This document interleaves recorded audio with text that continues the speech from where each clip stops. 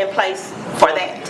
Now, of course, you've got a set of criminal laws on the books today. They're all state laws that if you as a elected public official in the city were to violate those, you're subject to being prosecuted for it. You could go to jail and so.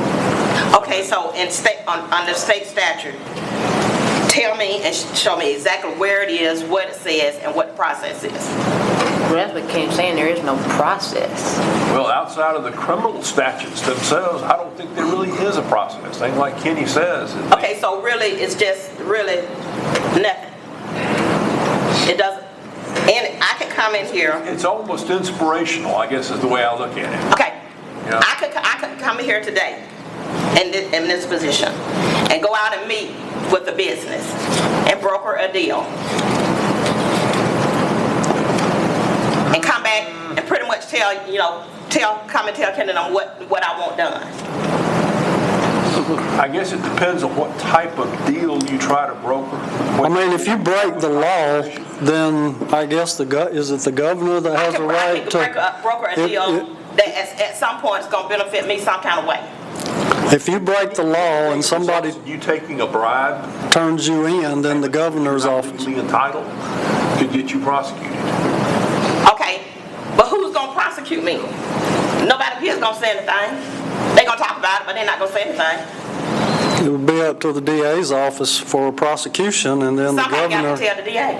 Yeah, and I agree with you. Somebody does have to tell the DA. We need. You know, I think the question of how well it becomes known, who finds out about it, why would other members of this board not say something if they felt you've done something that's criminal? Or the press becomes the I mean, they're supposed to be the watchdog. Why don't we have an ethics board? Well, that's what I just asked. That's what we're saying now. Well, the president's not supposed to be a watchdog. The elected official is supposed to conduct either himself or herself in a way that fits inside of these code of ethics. If we have members of our board who is not conducting themselves in that way, then we as a board need to point that out. We're not dependent on the press to point out if someone is using influence to put money in their pocket. If they're using influence to keep city staff out of their pocket, then that is something that staff should report. That is something that the people who serve on this board who have knowledge of it. I'm not expecting the press to go out and find out if a member of the board is doing that. If we have members of the board that's doing that, then staff should point it out to the rest of the board without feeling any type of political pressure. That sounds great. But let me ask a question, not to undermine what you're saying, but just because I'm thinking, are we, for all intents and purposes, as board members, city employees, even though we're... No, you're an official. Okay, so what's contained within the employee handbook has no bearing on us? That's correct. No, ma'am. And basically what you're saying, the state statute says that it should be done, but there's nothing in place to regulate or say there's a consequence or anything that, is done and something, we'll just say, okay, if I do this, then... Do we as a organization have a social media policy for employees? We do. So what provision is there for us to not violate that policy in the same spirit? For whatever reason that we don't want the employees to violate it, how can we manage ourselves or monitor that we don't violate that same thing? Because I think realistically it's unfair for us to expect that of our employees and not hold ourselves to that same standard that, hey, because you work for the city of Griffin, you can't do certain things on social media, but because we're elected as part of the same organization, we can just get on there and do whatever we want and there's no recourse. Well, you're elected by the people, and unless you do something that the governor feels like he's going to kick you out of office for, you basically have free reign. Well, But and I guess that's the concern, is that what I say could be just as damaging to the organization as someone that works in solid waste. If But someone works in unless solid the waste, people of your district want to recall you, or unless the governor wants to boot you out for some violation, then you can do whatever you want to. so I guess my question Whether is it's legal or not. Well, if it's illegal, then the district attorney will take it up and take it to the governor. Legal or unethical. But putting something on social media that may hurt somebody's feelings or not meet city policy is not necessarily illegal. And the district attorney's not going to consider that. Right, I'm not asking from a legal standpoint. I think I'm asking from a moral, ethical standpoint that, I think you're raising a very good question, and right now, I would say that I've not seen, and Jessica might have seen this, but I haven't seen cases involving social media that involve government employees. I've seen it involving government officials. For example, probably the leading cases are out of, Loudon, Virginia. The mayor up there, was about 3 cases that came out based on her terminating somebody on Facebook or because they were making comments that she didn't appreciate. right. And that went through a cycle of cases. Basically, the court says you can't do that. The First Amendment rights involved that were implicated by that. So I don't want my concern to seem as simplistic as social media, but I just bring that up as an example because it's a topic that many organizations define very clearly. Who has the right to say what things about the organization and what type of things can be said? And so for me, when we talk about the ethics of it, it is a bit insane to me that solid waste employee is not allowed to get on social media and say that Kenny's an idiot and that Brant's an idiot and he hates his job and he thinks this is the worst place to work. But I, as an elected official, who is kind of in that food chain of things, is expected to be up here. I am allowed to get on there and say, Brant's an idiot, Kenny's an idiot, this is the worst place to ever work. And there's no policy or process anywhere other than you guys coming up here and saying, Cora, that wasn't very nice, you shouldn't have done that. There's no recourse for me having damaged the entire organization. I could call the Washington Post and say, no one should ever come to Griffin because we're just horrible people, and there's no recourse. You're correct. That's insane to me. That it's great when you have everybody on one accord and we all say, hey, I don't want to say anything bad about the city of Griffin, but if I go and morally disparage the entire organization and there's absolutely no recourse other than when somebody calls y'all saying, well, you know Cora's crazy. That's just how she is. We can't really do anything about it. But we can hold an employee to a standard that they're not allowed. Because that is the employer-employee relationship. But I guess that's my struggle. You've got much greater control over your employees than you And do over each other. that's basically what happened in the Gwinnett case that Drew's talking about. The guy said stuff about John Lewis, and, is he able to do that or not? The other people probably didn't like it, and they sanctioned him for it, but that's the case that's before the courts now. So what does a sanction look like? Nothing. Well, they're different. Yeah, I mean, in the proposal, there are about 4 or 5 different sanctions as long as it's not illegal.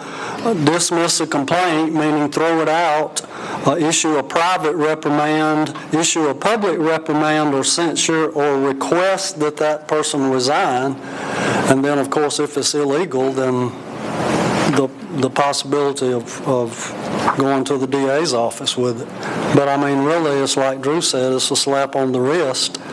But, if somebody gets publicly censured, that doesn't really mean anything except for the next election, it's on their record that they were censured. Right. To give you an example, let's use the county commission in terms of, you have people that say because someone said this and that, she should be removed from office. And I'm sitting there like going, why do we as a board, or to say that board had the right to throw somebody out of office because it should be the people in their district Absolutely. should be responsible. If we do something that's not on the, I mean, if we're going down path A and path B, and you're on path B, but your constituents you represent want you to go down path B, where I may be going down path A, I don't think it's our right to try to one up the folks that voted that person in the board. So where are we in terms of our position,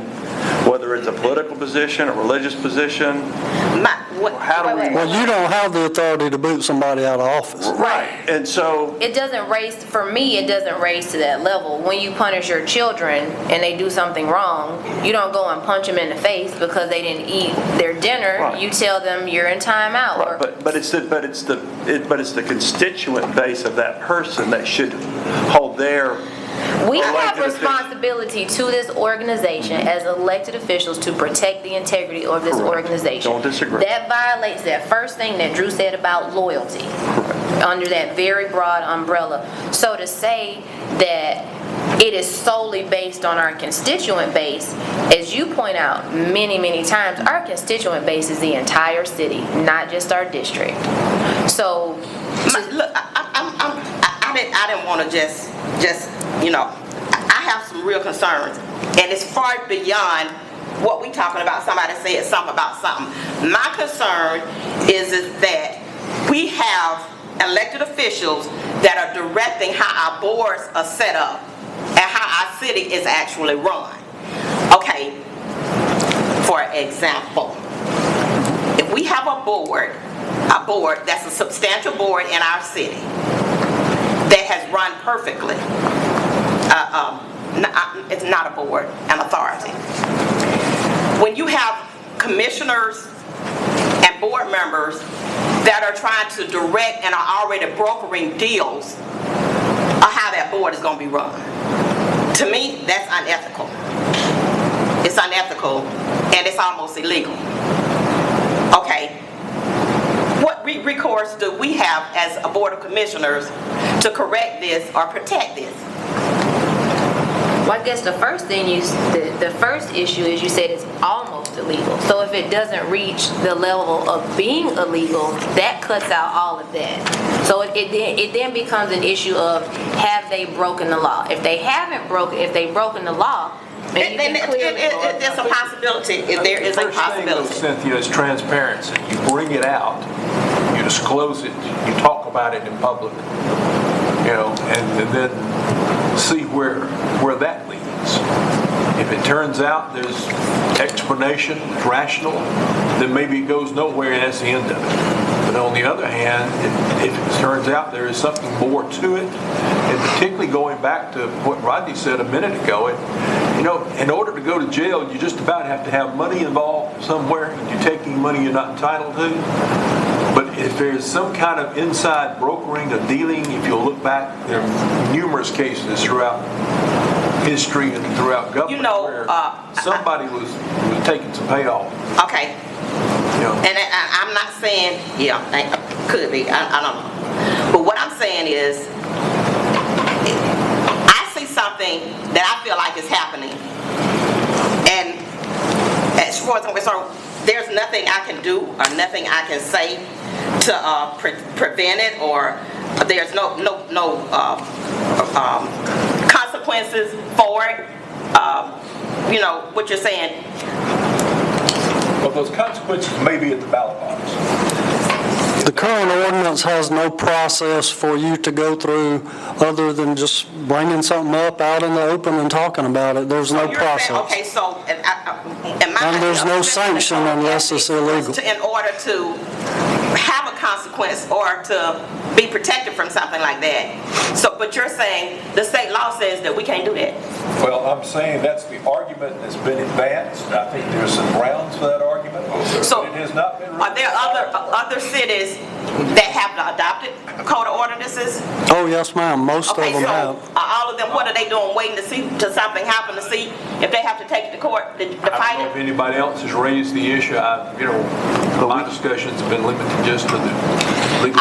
rather take a chance on strengthening our code of ethics, and when it came down to it, if we had to take it to court, then we would do that. You can certainly do that. Okay, That's I would rather do that than to not have anything in place, because I can see where with this upcoming election, everything that is going to be thrown away. Like I said, we don't know who's going to come in and who's going to be the mayor. But there needs to be some kind of understanding about what is expected in that position. We don't need someone to come up here every day and to do the city manager's job. You know, we got a city manager. The charter, there is the only thing the charter that has changed in our charter is the fact that the name of the city at large is basically changed to the honorary mayor. But like I said, with some of the rambling that's going on, I'm concerned that we're going to be in a big mess. Can I ask a question, just because I'm still learning, not experienced? The county has the ethics board. Why don't we have an ethics board? Basically what Drew said, it don't make no difference whether they have one or not. And we haven't had a provision for it prior to this. I'm comfortable with us having the ethics, knowing that there's some gray area about whether it holds or not. Like I said, my concerns are not limited to, just the social media speaking disparagingly, but I think that's just an example you can use where it's very clear to define what the gray area is and not. I think, like you said, it's that defining, like, if it's illegal, if it's loyal. I mean, it leaves it open to anything can be disloyal. It's disloyal if you're interfering with the way the organization operates, because it's open to interpretation. I could say that anything is disloyal. So to me, it does make more sense for us to have some type of rubric by which we say this is kind of how we as a board or we as an organization are defining what disloyalty is. Otherwise, I don't like this. Rodney didn't wear dress shoes, he wore sneakers. That's disloyal to how we behave. I'm a complain about it. Yeah, so I mean, that to me is the detriment of leaving the language like it is and not making any attempt to clarify. It literally is based on however somebody feels that day. So I'm comfortable with us putting a policy in place knowing that there's a chance that in 5 years it may or may not hold up. I don't want it to be to the level of we're expelling people from the board, because that is part of the political process. But I think there needs to be something in place where I don't think that I understand that we can't expel anybody from the board. That's not the intent. The intent for me is to keep us legal. We have a code of ethics that we abide by.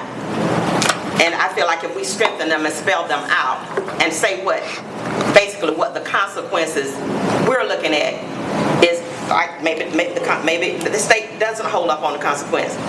We won't know until we try. I just want to understand the difference between what we have and what we don't, and what we're proposing. We've got a code of ethics in place right now, correct? You have a code of ethics. The first 10 bullet points are the inspirational things that Drew talked about, which are somewhat worded a little differently in the proposal. Then you have a section on restriction of political activities by officers and employees. And then you have conflicts of interest statement, and then you have penalties for violating provisions. And then it goes into a leave of absence for officers and employees. And the only penalty is to be tried in the municipal court of the city, which I'm not real sure about that. It probably sounded good Probably did, but probably not now. I'm sorry, go ahead, Mr. McCord. Well, I don't know if Ms. Ward have the numbers, but I'm with Ms. Ward in strengthening what we have, but I just don't sense that everyone is for the strengthening of our ethics. But I mean, for time's sake, if she needed another support, I would support strengthening our ethics and defining what it is, what we've been working on. Why don't you do this? Let Kenny walk through the proposal, and then after he does, y'all give him directions. You don't want him to put it on an agenda for a vote, do so. Or if you don't think the votes are there, you're happy where we are, then tell him so. I have no problem with going with what's presented.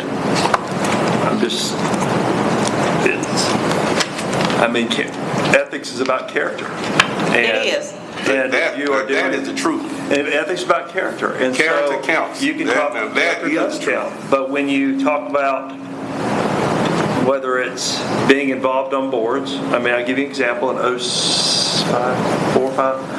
06, when I was on the Housing Authority, the board thought that because of my ideas, they wanted, I'm just giving an example, 06, should have been 06, Housing Authority thought because of my influence, they are giving what I thought were great ideas and they were resistant to it. They threatened to come before this board to shout me out at that board. Well, my issue was I wanted them to level Meriwether homes and not build another anthill. So I ended up, said I'll step back, Mr. Marr went into place, guess what happened? Meriwether homes got bulldozed, we've got a beautiful project. So if we're serving on committees, whether it's transportation, whether it's airport, whether it's, you name it, we're there to bring ideas and influence and build consensus with a group of citizens. So is there something wrong with us as officials on these boards working towards the greater good of the community, whether it's you on the Housing Authority, whether it's Rodney on the Development Authority, whether it's Dave and Truman on the Airport Authority? We have influence in regards to where we sit in regards to ideas. And so that's where I'm trying to... That's where you and I differ. Yes, ma'am. I sit on the Housing Authority as the liaison. I go over there not to make decisions because they have a board that votes and does that. You can bring ideas up. Same way on the Main Street Board. You are there as a member of the Main Street Board to bring ideas. For a board, for an authority, that's different. Now, me and you don't want to get into. No, I'm just giving examples. We are political animals that are out here to make our communities better. Our ideas are to make our communities better. We don't want to talk about the Housing Authority Board. That'd be the best thing for us. I'm just saying leave that alone because I have a different view about what you just said than what you just said. Okay, so we're gonna let that go right now. I'm just giving you an example but we each have ideas and visions of where we want our community to go. We have visions for our communities. So whether it's serving on a board, or whether it's talking to or getting board appointments. We don't want to talk about it, but since you said that. I'm just trying to understand what. But since you said that, what happened over at the Housing Authority Board, when they were over there talking about demolishing, you and your business partner went behind the Housing Authority Board and bought up property before the Housing Authority Board could. Now, I told you didn't want to discuss it, which meant that the Housing Authority would have to come back and pay you, no, ma'am, the inner person, more than what they would have paid the property owners. Now, to me, that's a conflict. You know, you on the board, but you had inside information that would have benefited you. I disagree in terms of the neighborhood where they were at and where I was at was different. So you saying what I'm saying is not... I understand what you're saying, but we have influence in regards to ideas in terms of redeveloping our neighborhoods, redeveloping our communities, whether a pocket park goes on one location or another location. Well, don't talk about, I'm just saying, we each have ideas. Don't do it, because me and you have had to go ride twice because one of your friends wanted to give us property for a pocket park. I understand that, but we work together for the greater good of the community. That property you showed me was not for the greater good of the community. And then when your friend went back and spoke disparagingly about me and said that they didn't need my input on the pocket park in my district. And I told them they did. But I told them that your input. And as a matter of fact, your friend said that they didn't need Rodney's vote, my vote, or Cora's vote, because they had 4 white votes to go over our head in our district and run the district. Now, I told you I don't want to discuss it, Doug. I mean, I'm ready to vote for this right now if that's what you want, but. I just want to go through it like we said we was going to do. Can't take it in. We ready.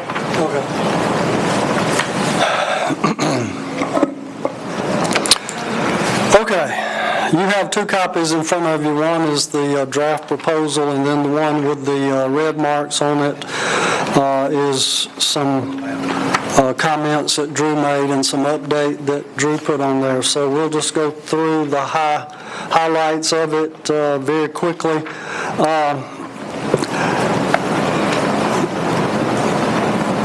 I'm trying to figure out how to go from his to mine. If you look at the one without the highlights, Drew added in basically what is now is in our resolution, which is separate from our ordinance. So the whereas a group and as individuals serve others, not ourselves, use resources, treat all people. That's in our resolution now that adopts our current ordinance.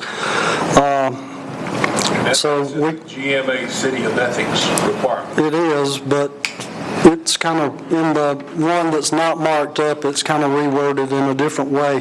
What I did is I took the GMA policy that they have provided and went through their 2010 GMA legal report called Ethics in Government Charting the Right Course, and they also reference several other cities' ordinances in there, so I went and pulled those particular cities' ordinances that GMA referenced. Those were LaGrange, Cairo, Roswell, Jefferson, and Alpharetta, and kind of took bits and pieces from all those in addition to the GMA ordinance and put what I felt kind of meshed together and would be good for our board, so we can certainly add those things.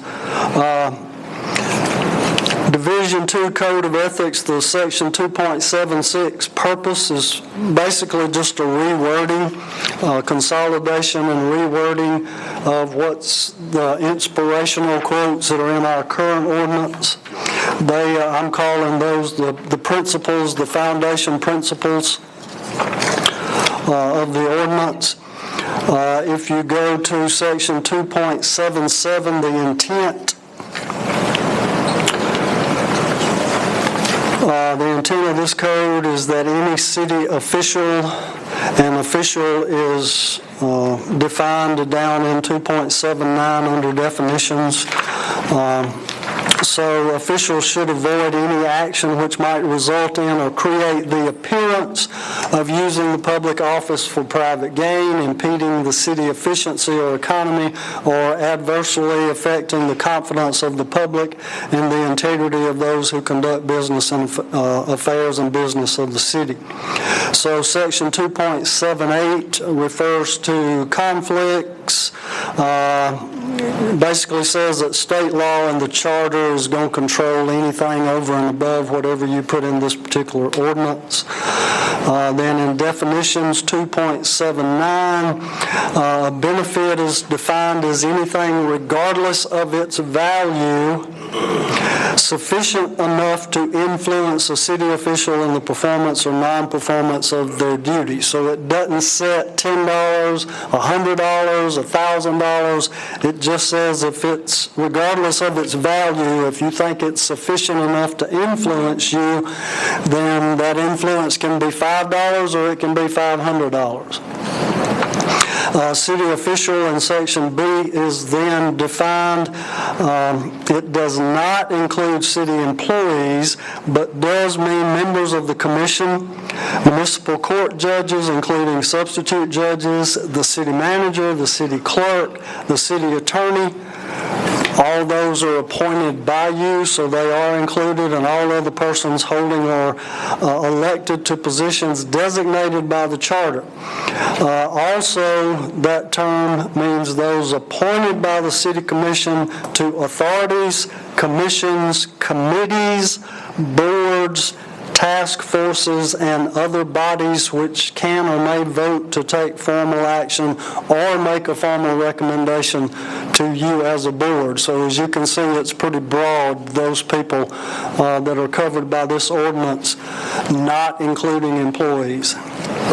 It defines a conflict of interest, which means an interest in a transaction involving any person in the immediate family or any person with a contractual relationship whereby any member may receive a payment or benefit, or any business in which a city official is a director, officer, employee, agent, or shareholder.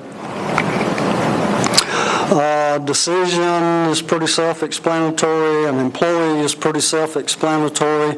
The immediate family is defined on the next page as spouse, child, parent, grandparent, sibling by blood, adoption, or marriage, which is a pretty standard definition of immediate family.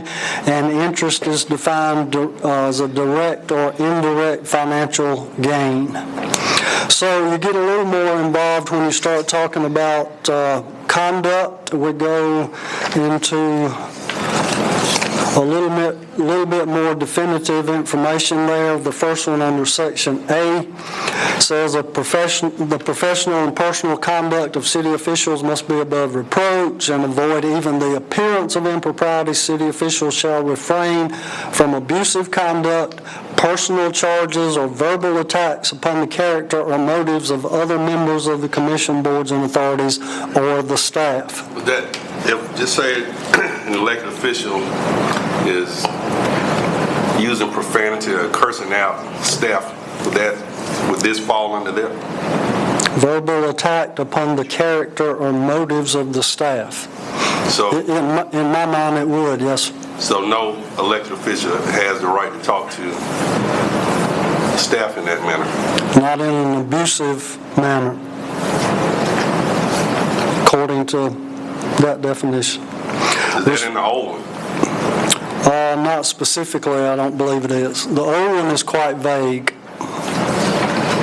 What about their constituents? I don't see that on there. Talk to the constituents. Well, I mean, That's the integrity of the representation of the organization. Some might deserve it, but It's the way to do everything. well, I know that, but make no action.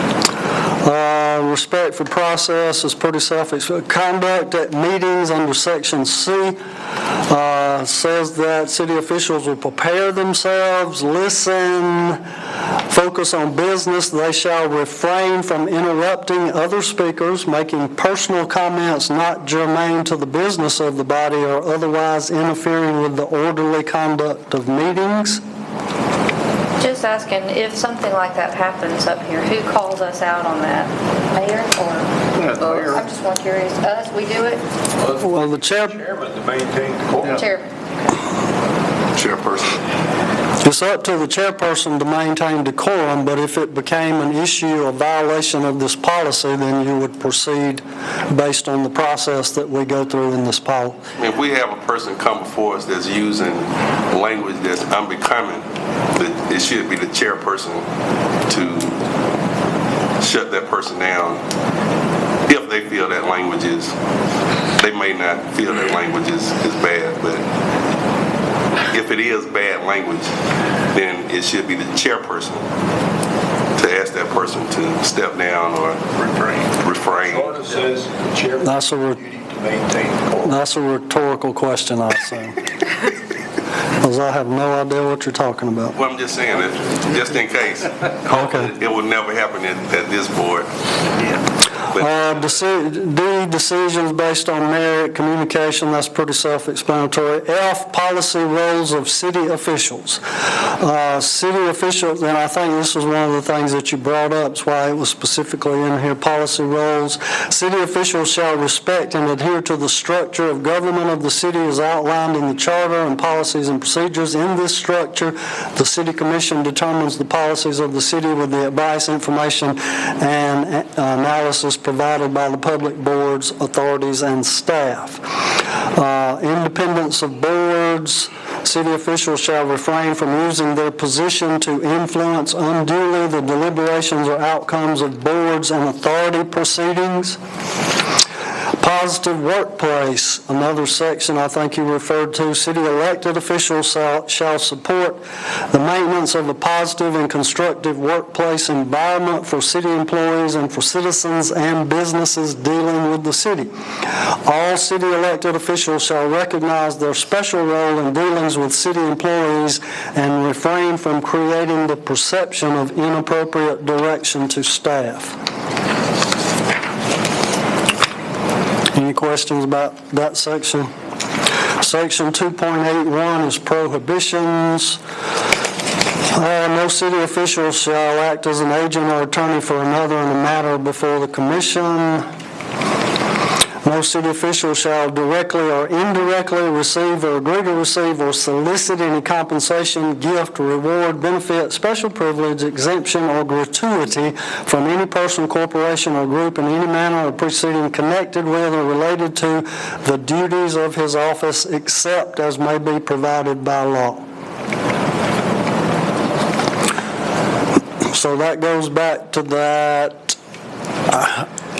monetary value, and what value will it take to persuade you to make a decision, or will it? And also, most of this section is defined as a criminal act, Title 16. No city official shall enter into any contract with or have an interest directly or indirectly with the city except as authorized by state law, and Drew added federal and state law. All public funds shall be used for the general welfare of the people and not for personal economic gain. Public property shall, Drew added, only be disposed of in accordance with state law, obviously. Section F, if a city official accepts or is soliciting a promise of future employment from any person, they have to recuse him or herself. G, no city official shall participate in the discussion, debate, deliberation, or vote, or otherwise take part in decision-making process on any agenda item, any official act or action. A member of the board or his immediate family, as we define, if there is a conflict of interest, a board member or a person of their immediate family as defined, that's a conflict. No city official shall use city facilities, personnel, equipment, or supplies for private purposes. No city official shall utilize the city's name or logo for the purpose of endorsing a business. K, a city official shall not directly or indirectly make use of or permit others to make use of official information not made available to the general public for the purpose of furthering a private interest. L, city official shall not use his or her position in any way to coerce or give the appearance of coercing another person to provide a financial benefit to such official or immediate family. M, a city official shall not order any goods or services for the city without authorization for expenditure. Number N was another one that you discussed a little bit. No city official shall draw travel funds or per diem from the city for attendance at meetings, seminars, training, or other educational events and fail to attend such events without promptly reimbursing the city. A city official shall represent the official policies if you are designated as a delegate to MEAG or GMA or whatever, you'll represent city policy. let's see. Q, city officials shall not use a city employee for personal or private business without paying just compensation. In other words, if there's a mechanic at the motor pool and you want him to work on your car because he's an employee, you're not going to pay him any less than you would pay anybody else. City officials shall not use his or her position to coerce or give the appearance of coercing outcomes in municipal court. And number T, I think Drew has a problem with. No person who's qualified seeking to become an elected official shall make a false or material misleading statement. Drew says that we don't have a lot of jurisdiction over someone who is only qualified but not been elected yet. Agreed. So that's a good point. 2.82 is disclosure. A city official shall disclose the nature of any interest or benefit he or she has at the time such matter is presented. So this goes to the conflict of interest. If something comes up in which there could be a conflict of interest, then that has to be disclosed. And the next section says once that has been disclosed, in order to avoid the appearance of impropriety, that commissioner shall leave his or her regular seat as a member and not return until deliberation and action is completed on that matter. So those are basically your do's and don'ts, and then it goes into section 2.84, which goes into Board of Ethics, and there's several different ways to handle complaints. This is one that several other cities of ethics use, and I thought it was a pretty good method of operation for doing it. It calls for a Board of Ethics. Appointments are made by you. In other words, you would appoint one person from your district to serve on a Board of Ethics. Once a complaint is lodged, you would have a meeting, a special meeting or a regular meeting, and during that meeting, 3 names would be drawn from a hat, basically, of those 7 that you have designated to serve. So all 7 of them would not hear a complaint. You would randomly pick 3 people to hear out of that 7 to hear that complaint. In order for someone to serve, they must be qualified, which means they have to be a resident of the city and that district for which they have been nominated to serve. They can't have a conflict of interest. If they have some permit or rezoning request or whatever, that would certainly be a conflict. They can't be convicted of a felony involving moral turpitude unless their rights have been restored. They can't be less than 21 years old. They do not get paid. They can be removed with or without cause by majority vote of the group. So, Vote of which group? of the commission. Which commission? This board. This board. So Yes. your appointee could be disqualified by 4 members, which I think, I'd rather not have that. I mean, I want my...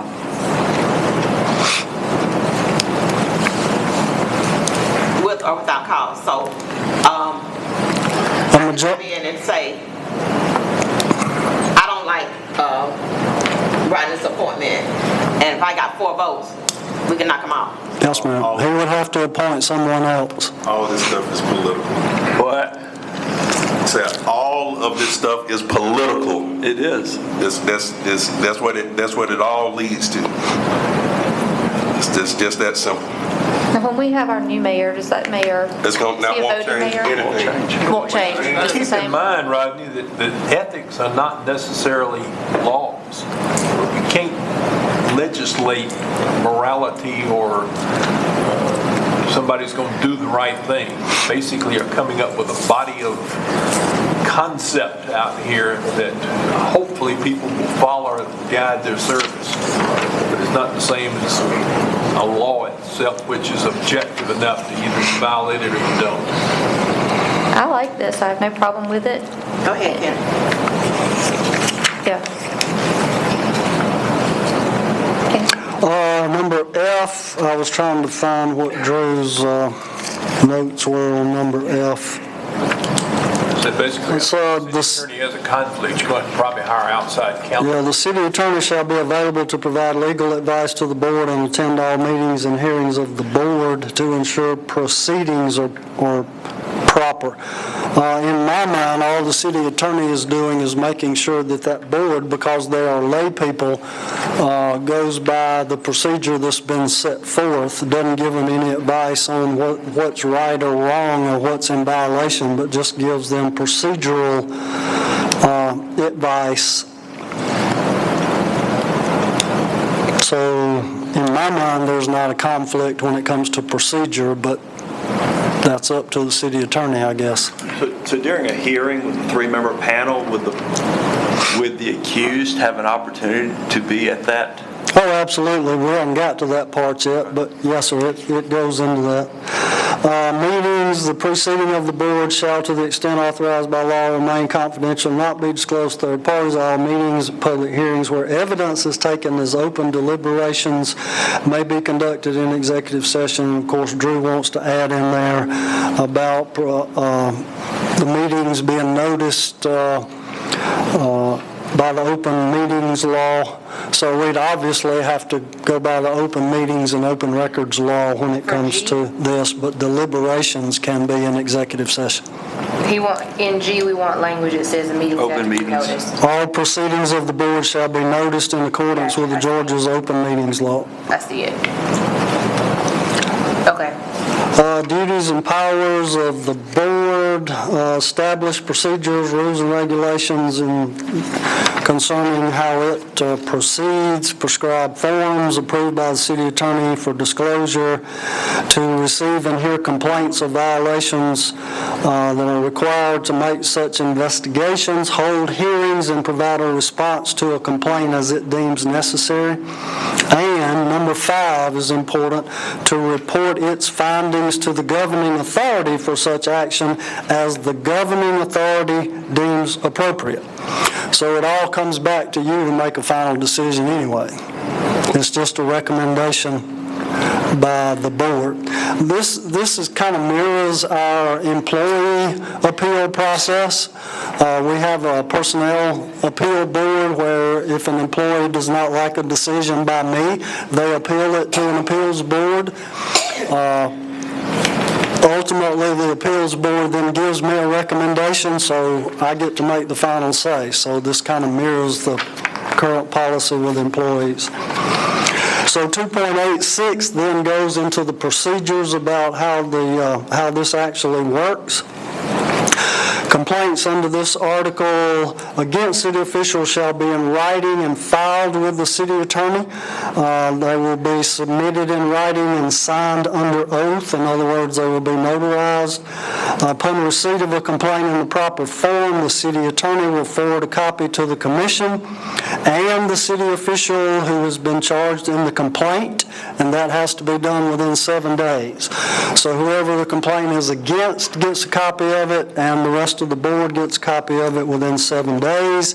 And then at the next regularly scheduled public meeting or specially called meeting is when you draw names randomly from the 7 to come up with 3 people to be on the board for this particular case. Does the person from that person selected, is their name in that hat as well? That's in there. Yes, sir. Hold on just a second. All right. Okay, next paragraph. Upon receipt of a complaint in proper form, the Board of Ethics shall conduct an initial review to determine whether the complaint on its face is unjustified, frivolous, patently unfounded, or fails to state facts sufficient to invoke, Drew said, sanctions under this article. The board is empowered to dismiss in writing complaints that it determines to be unjustified, frivolous, patently unfounded, or fail to state facts. So if that group of 3 people look at that complaint and say, well, this is stupid, or this doesn't give us enough information to do anything, or it's frivolous or whatever, then those 3 people can recommend that that be dismissed under this particular section. So after that, for those that are not dismissed, a hearing will be held within 60 days. The board is empowered to conduct investigations, take evidence, hold hearings, and address the matter of a complaint. At least one hearing shall include the taking of testimony and cross-examination of witnesses. At any hearing held, the city official who is the subject of inquiry shall have the right to written notice of the hearing and the allegations at least 7 days before the first hearing. They have the right to be represented by counsel, to hear the evidence, to examine the evidence, to examine the witnesses, and to oppose or mitigate any allegations. City officials subject to the inquiry shall also have the right but not the obligation to submit evidence and call witnesses. So it would be very similar to a trial, basically. The decision of the board shall be rendered to the commission within 7 days after that particular hearing. And failure to comply with deadlines does not invalidate any of the process. So after all that, after a hearing, this three-person board then makes a recommendation back to you as a commission. And the available penalties are in section 2.87, which says you as a board can just dismiss this complaint. You can issue a private reprimand. You can issue a public reprimand or censure. You can request that official resign. Or, Drew added, you can refer the matter to law enforcement, obviously, if it's a violation of the law. And then after all this, if there is an appeal, then it would go with a writ to Superior Court of Spalding County. And that's about it. I have a question. Yes, sir. What is a private reprimand? Is that where we as a board just kind of huddle up and say, Don't do that. You get Well, that. You don't tell anybody about it. I don't really know that you can do that in this situation because I think you would have to close a meeting in order to do it. And I don't know if those meetings law lets you do it. Well, the chairperson could issue a document like we're doing employee, a written reprimand, and issue that as, I guess the chairman or the mayor would have the authority on behalf of the board to issue a written reprimand, which wouldn't necessarily go to the meeting. Show up in the minutes of the meeting where it's done. And you don't treat it wrong. You probably don't have that sanction. Okay, so I have a question. Okay, so this is the first reading, or, well, hold on. This is just discussion at this point. Okay, so prior to this, let me just be sure, we have never had a procedure with ethics to deal with things on this board other than just, I mean, we really don't. This would be the first time to I have. don't know if we've ever really had any problem with warranted anything. Drew, you just No, told me we- once upon a time, just be careful putting everything in writing can I mean, I just want to be sure that, and here again, it's just a gray matter. I mean, it's a guide, right? It's a guide. It gives us a process or a procedure to deal. I mean, how often or across the years have we had a situation to where, had we had an ethics board deal with a situation, the outcome would have been different? I don't know.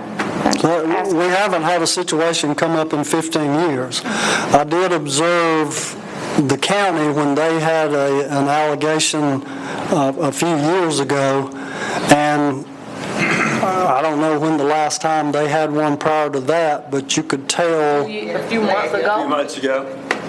before that one. Oh, no, I don't know about No, before. yeah, two. But anyway, my point was, you could tell it wasn't something they did every day, I guess.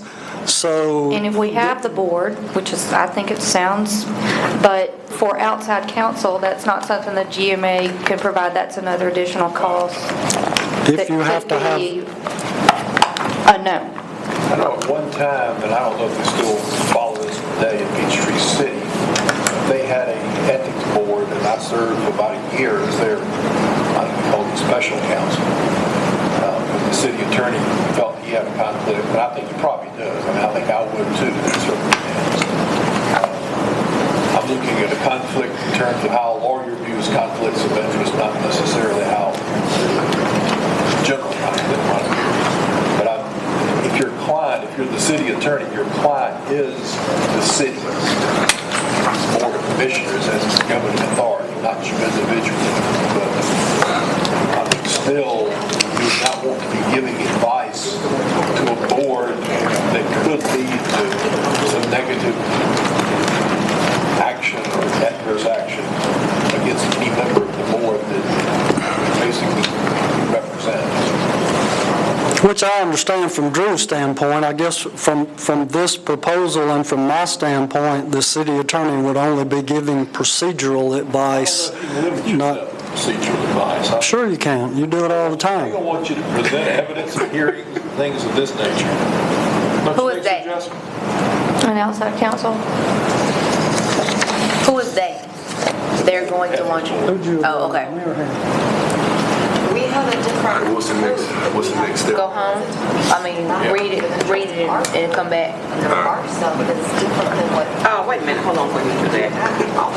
Okay, so, Can we get it? All I'm asking for is procedural advice, not... We don't have a hearing tonight. It's not on the. It's not on the agenda tonight. Not on the agenda. no, it's not on the agenda, but we didn't give them directions to whether or not we wanted to go on the agenda.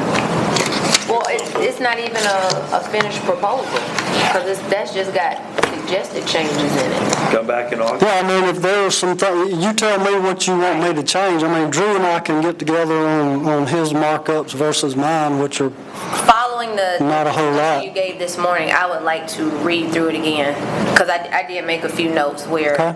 there was some stuff that I wasn't all the way comfortable with. okay. So I don't know how y'all want to proceed with that, but I do want to revisit it, but I want to, now that it doesn't matter when, So we now want- we have more information.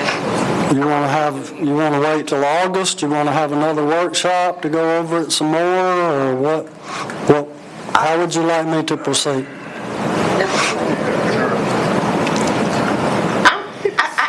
I would rather for us to have something in place, whether Drew said it holds up or not, and we have to go to court on it, than to not have something. Like I said, you have time to read the changes, and if it's anybody else, I think maybe, what's next month? August. August. We put it on our workshop in August to look at it. I'm comfortable with that. Okay, if you have some specific 27. recommendations, you want to send them to me, and then I can make copies of them, or whatever we need to do, so everybody has that discussion Cool. at the August meeting. Can